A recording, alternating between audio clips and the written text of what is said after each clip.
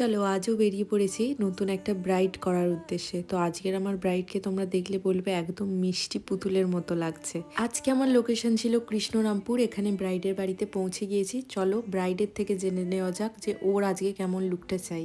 শ্রেয়া, আজকে তুমি আমার থেকে রিসেপশন লুক নেবে, তো লুকটা কিরকম কি চাও আমাকে একটু বলো।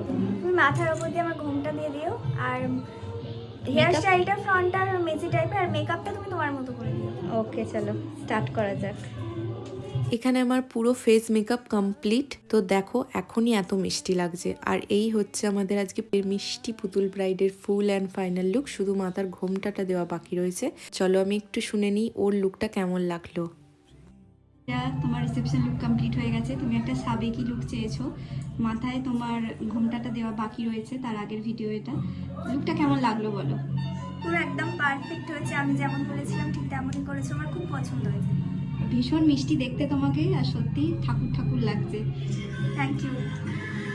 ওর রিভিউটা তো তোমরা শুনলেই। আর এখানে ওর মাথার ঘোমটাটা দেওয়ার পর ওকে এত মিষ্টি লাগছে যে আমি চোখ সরাতেই পাচ্ছি না। এদিক ওদিক সেদিক দিয়ে আমি শুধু ওর ভিডিও ক্লিপস নিয়েই যাচ্ছি। তারপর আমি এখানে দাদাকে রেডি করে দিয়েছিলাম, এখানে গ্রুম মেকআপটাও আমি করেছিলাম। তারপর হচ্ছে গিয়ে রেডি করে দুজনকে আমরা বেরিয়ে পড়েছিলাম বাড়ির উদ্দেশ্যে।